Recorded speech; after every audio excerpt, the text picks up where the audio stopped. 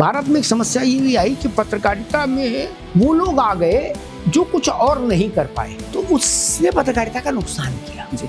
अब कुछ नहीं कर पाए इसलिए पत्रकारिता चुनी, तो फिर तो क्या मतलब लगता है कि जो हम स्टूडियो में बैठ के करते हैं पत्रकारिता, या फिर जो गाँवों में जाके चौपाल आयोजित करते हैं? आपने गांव भी देखा, शहर देखा, कस्बा देखा, जिला देखा, प्रदेश देखा, और फिर देश के स्तर पर आप पत्रकारिता करने आए, तो आप सबकी समझ रखते हैं। आप केवल चौपाल ही लगाते रहे पूरे जीवन तो भी आप पत्रकार नहीं हो पाए अच्छे, और आप केवल दिल स्टूडियो में बैठ के बोलते रहे तो भी आपको ABCD समझ नहीं है। मीडिया के विद्यार्थियों को क्या सलाह देना चाहेंगे कि उनको किस क्षेत्र में अपने करियर को आजमाना चाहिए? नहीं, मेरी सलाह से क्षेत्र मत चुनिए, अपनी योग्यता का मूल्यांकन करिए फिर क्षेत्र चुनिए। अच्छा, आपने पूर्व में कहा था कि पत्रकारिता जनसंपर्क नहीं है। पत्रकारिता का सबसे मूल स्वरूप सामान्य जन की पीड़ा है।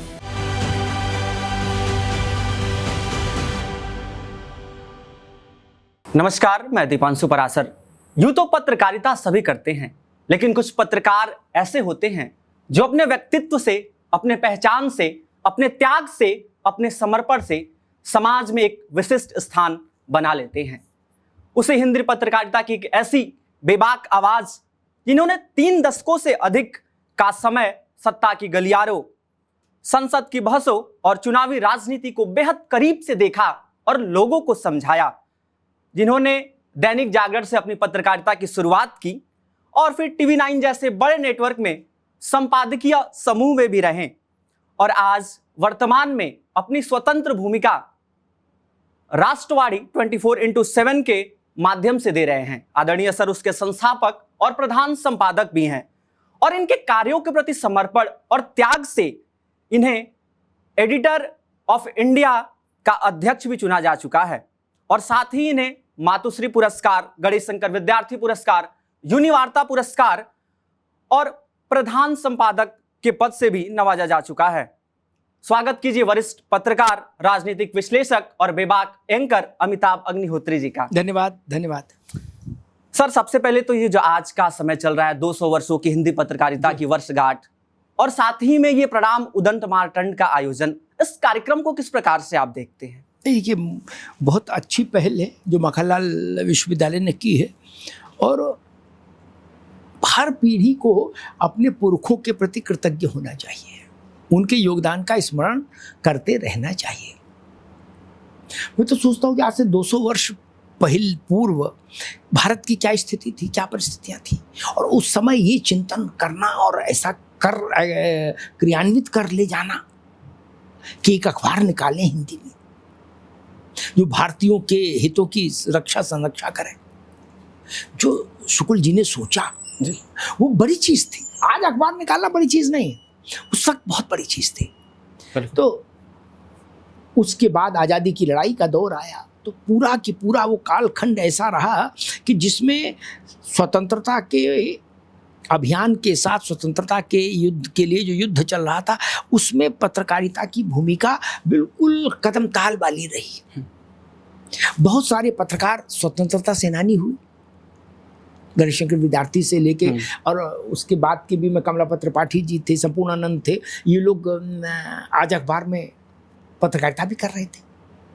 तो पत्रकार भारत में हिंदी पत्रकारिता का जो सफर रहा है वो भारत की आज़ादी की यात्रा का भी हिस्सा है। जी।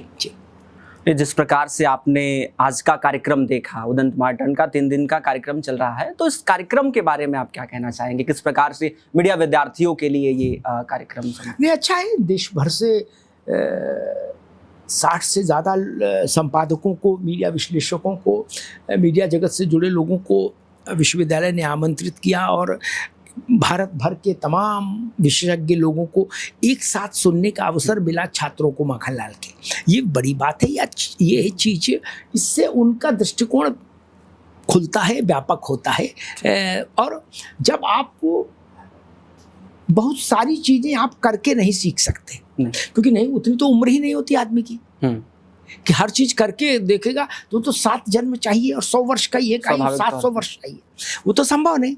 इसलिए जब आप अनुभवी लोगों के साथ बैठते हैं तो आप अपना समय बचाते हैं, आप उनके अनुभव से सीख लेते हैं, 1 मिनट में वो चीज़ जान जाते हैं जो चीज़ आपको करके सीखते तो शायद 5 साल लगते हैं। लग जाते हैं। तो इसलिए ऐसे जो आयोजन हैं वो अच्छे होते हैं, नई पीढ़ी के को अनुभवों से समृद्ध करते हैं। अच्छा, आपने पूर्व में कहा था कि पत्रकारिता जनसंपर्क नहीं है, जी, कई कार्यक्रमों में हमने सुना भी, तो क्या लग रहा है इसकी प्रासंगिकता वर्तमान समय में कहाँ तक है?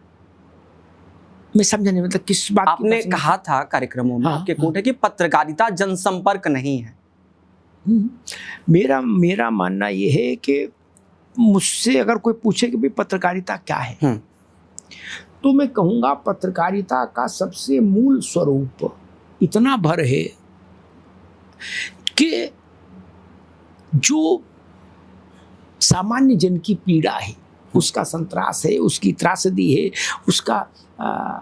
उसके साथ नाइंसाफ़ी है, इन सब को आवाज़ देना, और आवाज़ इस बुलंदी के साथ देना कि वो वहाँ तक पहुँचे जहाँ तक उसको पहुँचना चाहिए। सत्ता हो, शासन हो, प्रशासन हो, नेता हो, अधिकारी हो, वहाँ तक। मुझे लगता है मूल स्वरूप पत्रकारिता का ये है। फिर बाकी सब चीज़ें केवल सूचना का कारोबार है जी, कि अच्छा कुर्ता कहाँ मिलता है, ये सूचना का कारोबार है कि भाई सूचना दे दी, अच्छा जूता ये है, ये फला फिल्म अच्छी आई है, इसको देखो, इसका रिव्यू कर दो, ये मोबाइल अच्छा, ये सब मेरे लिए ये सूचना का कारोबार है कि आप सूचना दे रहे हैं, उसके बदले में कुछ रेवेन्यू आ रहा है। पत्रकारिता विशुद्ध रूप से यही है कि जिनके पास आवाज़ नहीं है उनको आप आवाज़ दीजिए और उस आवाज़ को वहाँ तक पहुँचाइए जहाँ से उनकी पीड़ा का निदान हो सकता है। क्योंकि आपका करियर भी बहुत लंबा रहा है, 90 के दशक से आप इस क्षेत्र में, 36 वर्षों का अनुभव, तो आखिर कौन सा ऐसा दिन शुरुआत का रहा होगा कि आपको ये महसूस करा दिया कि नहीं, अब हम इस सही पेशा में, सही फील्ड में, ऐसा कुछ अगर अनुभव आप बताना चाहें? अब तो खैर बहुत पुरानी बात हो गई, लेकिन भारत में एक समस्या ये भी आई कि पत्रकारिता में वो लोग आ गए जो कुछ और नहीं कर पाए। अच्छा, वो लड़का कुछ नहीं कर पा रहा है, पत्रकार प्राइमरी स्कूल में भी नहीं एडमिशन टीचर हो पाया, लेखपाल भी नहीं, पटवारी भी नहीं बना, तो बोले पत्रकार तो बनी जाएंगे, उसमें तो कोई इम्तहान है नहीं। तो उसने पत्रकारिता का नुकसान किया जी। ठीक, पत्रकारिता आप सब कुछ कर सकते थे, फिर आपने पत्रकारिता चुनी, हाँ, तब मजा है। आप कुछ नहीं कर पाए इसलिए पत्रकारिता चुनी, तो फिर वो मैं जब पत्रकारिता में आया तो तब आया जब मेरा सिलेक्शन IIM में हो गया। अच्छा, उस सिलेक्शन को छोड़कर उस दौर में मैं IIMC का इम्तहान देने आया दिल्ली, अपने आप में भी बहुत बड़ा risk, Indian institute of mass communication, और वहाँ हो गया सिलेक्शन, और वहाँ से फिर उसको छोड़कर जी, यूं ही नहीं कि मतलब कोई भी बस मिल जाए पकड़ लो, ना ना ना ना। संकट वही है जब तक आपके पास ये क्लैरिटी नहीं है कि आप पत्रकार क्यों बनना चाहते हैं। मैं तमाम यूनिवर्सिटीज़ के उसमें जाता हूँ, वाइवा में लड़कों से पूछता हूँ भाई क्यों पत्रकार बनना चाहते हो, तो 90% लड़के मालूम क्या कहते हैं, पहले तो शर्माएंगे, थोड़ा हिचकेंगे, फिर मैं कहूँगा भाई ऐसे तो नहीं, बताना तो पड़ेगा, तो कहेंगे सर इसलिए बनना चाहता हूँ कि कहीं भी किसी भी सरकारी ऑफिस में चले जाओ, बड़ा जलवा होता, तुरंत कुर्सी मिलती है, चाय आती है और तुरंत सब काम हो जाता है, चाहे जिसका करा दो। बच्चों से पूछा तो उसमें 90% ने वही बात कही कि कहीं शादी में, पार्टी में कहीं जाओ सर तो लोग पहचान लेते, कहते अरे ये टीवी में है। ये पत्रकारिता नहीं है। इसमें आने की बजाय तो फिर सिनेमा में चली जाइए, इससे भी ज़्यादा ग्लैमर है। हाँ बिल्कुल, पत्रकारिता है जो कबीर ने कहा कि कबीरा यही घर प्रेम का काल, खाला का घर नाही, शीश उतारे हाथ धरी सो बैठे घर माही। आप अपना आत्म बलिदान करने को तैयार हो तो पत्रकारिता करिए, नहीं तो राजनीति ज्वाइन कर लीजिए, वो ज़्यादा फायदे का सौदा है, माल पानी भी आएगा, जलवा भी रहे। अच्छा सर, पहले के दशक में आपने बात की कि पत्रकारिता क्या है, तो वास्तव में जो पहले के इसके मूल्य थे 90 के दशक के और वर्तमान में, तो क्या मूल अंतर देखने के लिए मिलते हैं सर, कि क्या चेंज आए हैं इस पत्रकारिता में? मुझे लगता है कि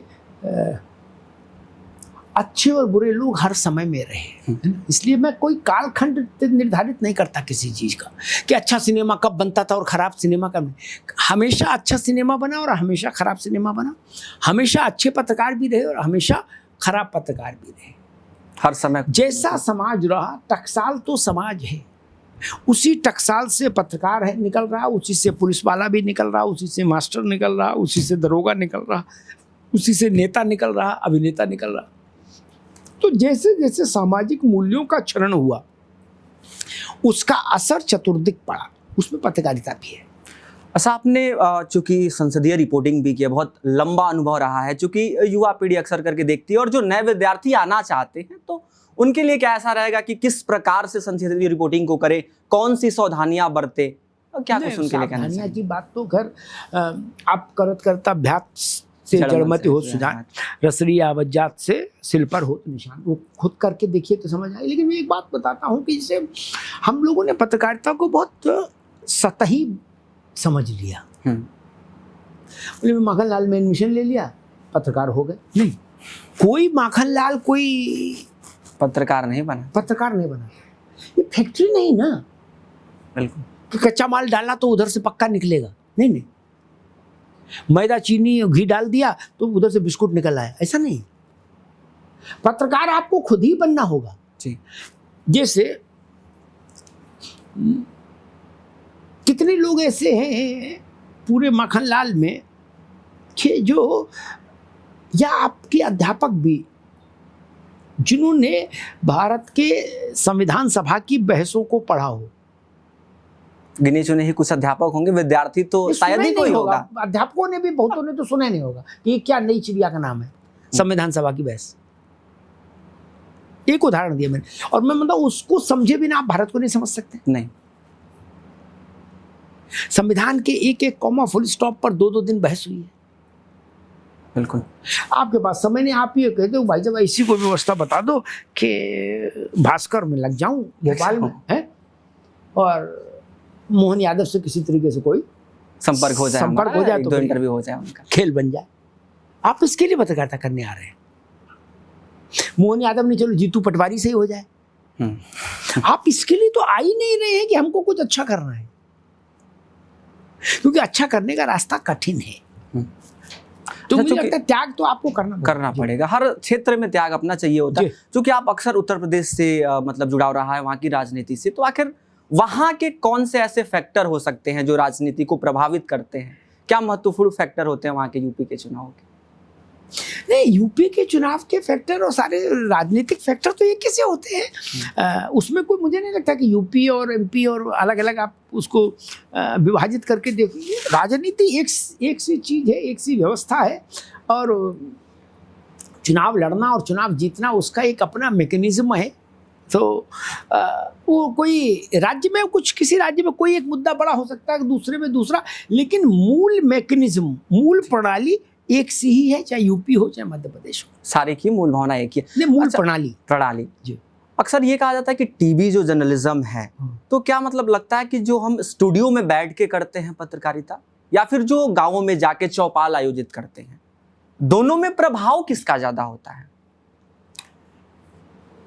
मैं इसको ऐसे कहूंगा कि आपने गांव भी देखा, शहर देखा, कस्बा देखा, जिला देखा, प्रदेश देखा, और फिर देश के स्तर पर आप पत्रकारिता करने आए, तो आप सबकी समझ रखते हैं। क्या सबकी समझ? आप केवल चौपाल ही लगाते रहे पूरे जीवन तो भी आप पत्रकार नहीं हो पाए अच्छे, और आप केवल दिल स्टूडियो में बैठ के बोलते रहे तो भी आपको ABCD समझ नहीं आएगी।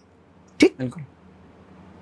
सहज पकै सो मीठा होए, खुद गंगा में उतरिए, जो गंगा में उतरा नहीं वो गंगा को समझ नहीं सकता। चूंकि आप सर, एक सवाल हम यहाँ से ये लेना चाहेंगे कि हर सेक्टर में रहे, प्रिंट से लेके डिजिटल से लेके इलेक्ट्रॉनिक से टीवी जर्नलिज्म में भी, तो मीडिया के विद्यार्थियों को क्या सलाह देना चाहेंगे कि उनको किस क्षेत्र में अपने करियर को आजमाना चाहिए? नहीं, मेरी सलाह से क्षेत्र मत चुनिए जी, अपनी योग्यता का मूल्यांकन करिए, फिर क्षेत्र चुनिए जी। आप क्या अच्छा कर सकते हैं इसका निर्धारण खुद करिए। प्रिंट मीडिया में अच्छा काम कर सकते हैं, टीवी में कर सकते हैं, या डिजिटल में कर सकते हैं। खुद आंकिए, खुद का मूल्यांकन करिए जी, और फिर जो आपके अंदर से आवाज आए कि हाँ भाई मैं ये काम औरों से बेहतर कर सकता हूँ, वो क्षेत्र चुनिए। किसी के कहे पर मत चुनिए। गौतम बुद्ध ने कहा था कि किसी के कहे पर बात, मेरे कहे पर भी बात मत मानिए, अपने अंदर बात को कसौटी पर कसिए, सही लगे तो मानिए। अंतिम सवाल सर, अमिताभ अग्निहोत्री पत्रकारिता को पेशा मानते हैं, मिशन मानते हैं, या लोकतंत्र की जिम्मेदारी?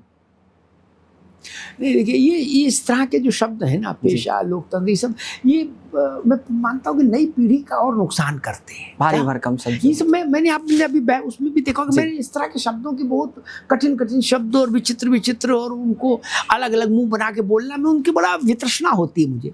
उनका लोक जीवन में कोई लेना देना नहीं। बिल्कुल।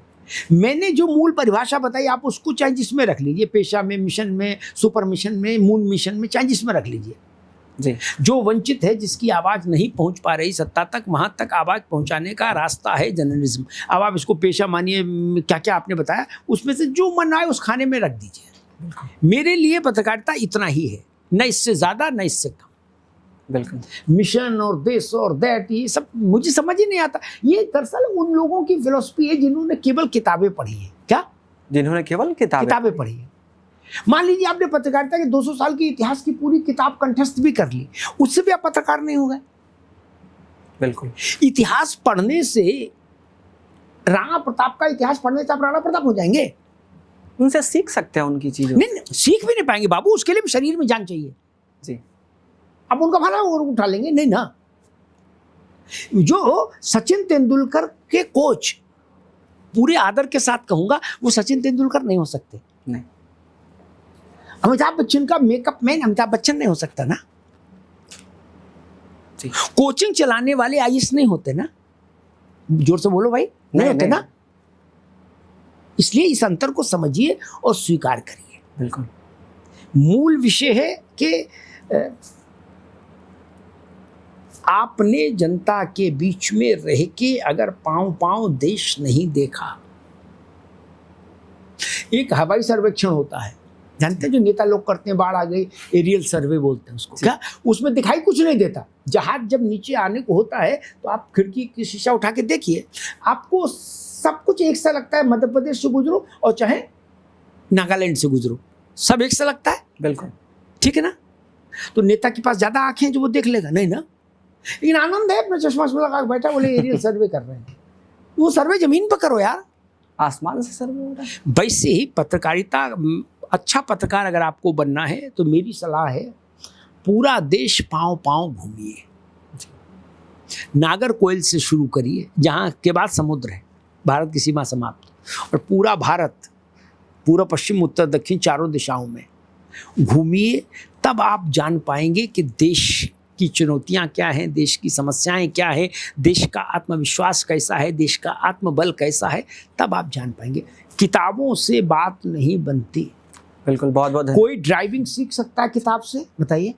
बिल्कुल नहीं। उसके लिए तो आपको आना पड़ेगा। कोई स्विमिंग सीख सकता है वीडियो से? उतरना पड़ेगा उस मैदान में, समुद्र में कूदना पड़ेगा। समुद्र में कूदिए, किनारे पर चलते चलते तो तैराकी नहीं सीख पाएंगे भाई साहब। बस इतनी सी बात है। बिल्कुल। बहुत बहुत धन्यवाद सर जुड़ने के लिए। बाकी आप सुन रहे थे अमिताभ अग्निहोत्री जी का, हिंदी पत्रकारिता के एक सशक्त आवाज और निश्चित तौर पे जन सरोकार की आवाज उठाने वाले, जनता की आवाज, जनहित के लोगों की बात करने वाले। और वर्तमान समय में सर की लोकप्रियता अपने आप में एक ये साबित करती है कि किस प्रकार से हिंदी पत्रकारिता के माध्यम से जन सरोकार की आवाज भी उठाए जा सकते हैं। बहुत बहुत धन्यवाद जुड़ने के लिए आप सभी का। धन्यवाद सर। Thank you.